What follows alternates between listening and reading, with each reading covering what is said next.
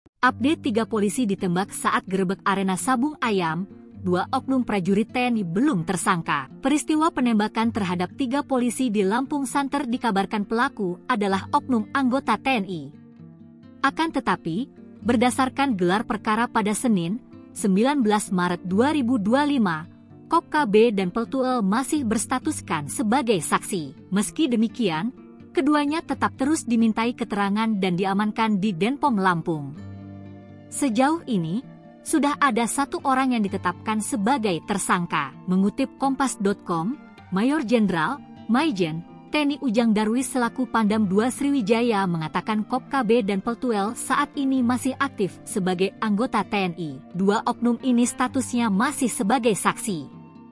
Untuk menjadi tersangka itu kan butuh barang bukti, itu berproses apabila terbukti nanti, kita lakukan tindakan, ujar Ujang dalam konferensi pers di Mapolda Lampung, Rabu, 19 Maret 2025. Ia menambahkan bahwa Kodam II Sriwijaya masih mendalami peran keduanya di lokasi kejadian.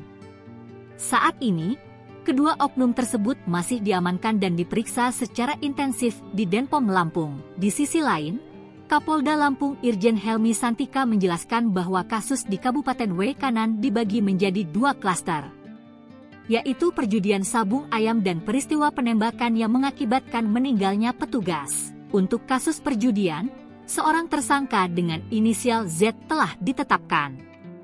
Tersangka Z hadir di lokasi untuk bermain judi, jelasnya. Polda Lampung telah menyita barang bukti terkait perjudian, yang terdiri dari uang tunai sebesar Rp21 juta, mobil, motor, dan ayam yang digunakan untuk bertarung. Sementara itu, untuk kasus penembakan, Polda Lampung masih melakukan investigasi bersama Kodam II Sriwijaya dan menunggu hasil uji laboratorium forensik serta uji balistik dari selongsong dan proyektil yang ditemukan di tubuh 3 anggota polisi yang tewas.